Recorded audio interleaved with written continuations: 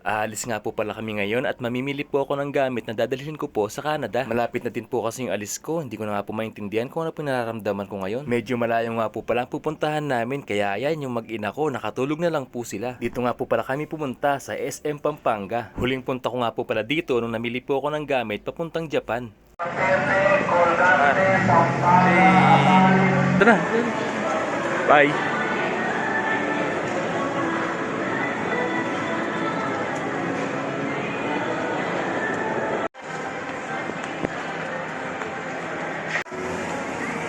Mates. No, why? Why? Bakit? Dito tayo, akyat. Dito. Let's go. Let's go. Let's go.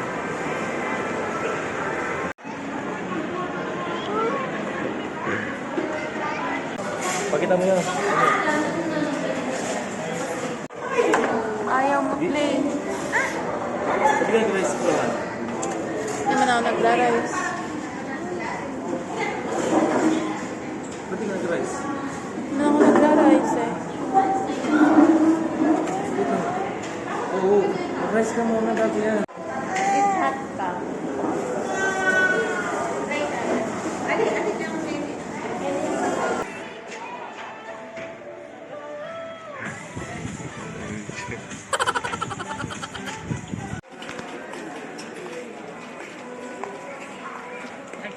Ay. Pantalon lang ba? Pati itsura mo.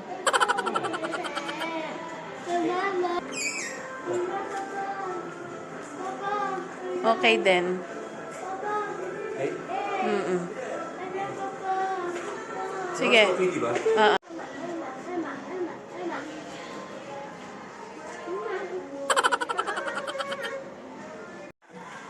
Anong gusto mo? Alin dyan? May dinosaur ka sa bahay ah. Kira.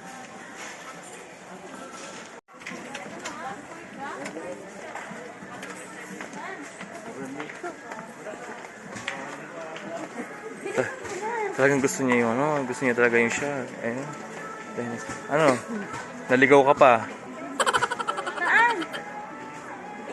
Malaki yan. Snake lang. Nasaan? Dali na.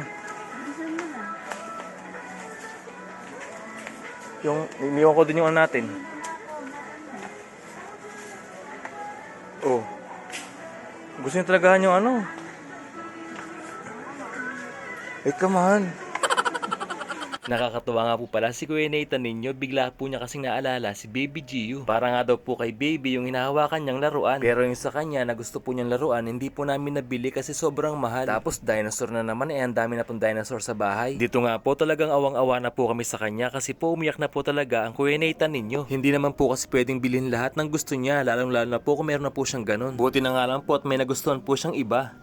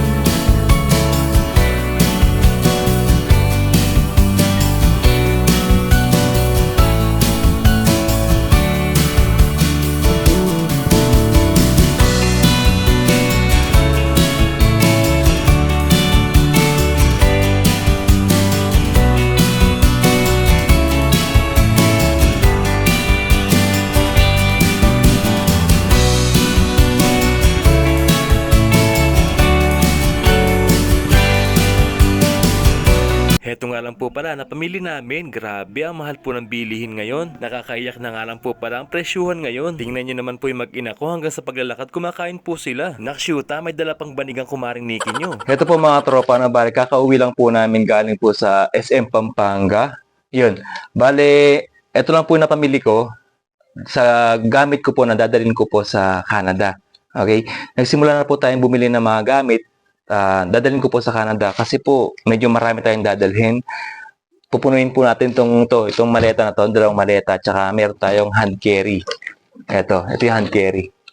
Yun. Yung bagay ko mga tropa, ano lang to?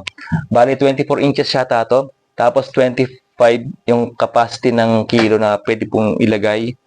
Yun. Bali ito lang ang nabili ko, dalawang maleta yan na 24 inches.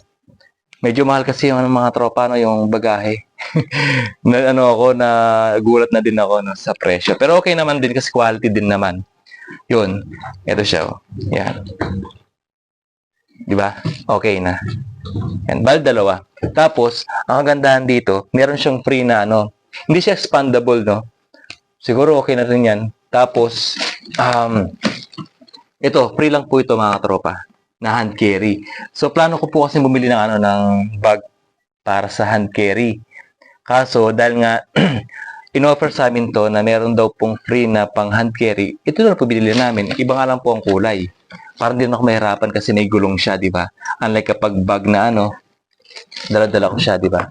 Tapos bukod po sa hand carry na na dadalhin ko, meron po akong backpack na binili din po ito ganito. Yan. Yan, mga ganyan lang ako. Yan. Binili ko na din para quality na mga tropa, Kasi ayun, naisip ko kasi yung iba kasi binibili kong bag medyo mura pero hindi siya quality. Ito, medyo may kamahalan, pero quality naman po yun niya. Yung, di ba? Quality naman po. Yun. Bale, ayan, 1, 2, 3, 4. Bale, 4 yung dadalhin ko. Ito, check-in baggage, tapos to, hand carry, tsaka yung backpack. Yung mga importante kung yung mga cellphone, ganyan, yung mga dapat kong dalhin, yung mga gadgets. Tapos, yung damit po mga tropa, kunti lang din. Kasi, yung iba po kasi, in-order ko po siya. So, parating na din po yung iba. Yun. Ano lang, apat na damit lang. Yan, 4 na damit lang po ito. 4 na damit. Tapos, bumili lang ako ng isang jacket o sweatshirt na medyo makapal, na kaya po ang -1 kasi pagdating po dun sa Canada, sa April na flight po namin, medyo -1 pa on 2, mga ganyan, sa gabi. Gabi po kasi yung namin doon, yung lapag namin doon. Kaya, yun. Ito lang, bumili lang ako ng ganito. White lang. Ganyan. Yan. Para pangan lang po sa lamig. So, may jacket naman ako na dadalhin po na tawag ito, yung dala ko po sa Japan dati, di ba? Sayang naman yung kung di ko dadalhin, di ba? Yan. Ito, pang pang airport hanggang sa bahay. Yan. Yun. Lalaban ko mga tropa. Tapos, underwear lang na pandagdag po sa underwear na dadalhin ko. So, yun. Marami-rami na to. Kahit di maglaba. Tapos, yung medyas po mga tropa. Bumili na po ako ng 6 pairs. Yun. Makapal na. Naka-sale po kasi. Ang daming sale sa SM. Yan ang kapal niya, Yan. Yan, pampasok ko din po sa trabaho. Yan, makapal. Yun. Tapos, pantalon. May pantalon po ako dun dito. Marami na. Ilan ba yun? Basta marami po ang pantalon na meron dyan. Dadalhin ko po lahat yun. Siyempre, pampasok din yung iba. Bumili lang po ako. Dagdagan ko po ng 2. Yan. Para pangpunta po ng Canada. Susutin ko po. Yan, 2 lang. Tapos kapag may lakad sa Canada, kapag may papasyal po kami, di ba, 2 na to. Okay, yun lang. Tapos pabango lang. Yun lang. Aficionado syempre. Kasi mamimiss ko to sa kapag nasa Canada na. Paborito ko talaga to. Yung aficionado F55. Ayan parang Bulgari to Tapos kapag nasa Canada na, doon na po ako bibili na na original na Bulgari. Kasi medyo dun, alam ko, medyo may nagsisale po sila ng, ano, ng mga pabango. Hanggang di pa nakakabili ng pabango doon, ito muna. Pabango din naman to. Matagal ko na pabango to. Since 2009, ito na po yung gamit ko.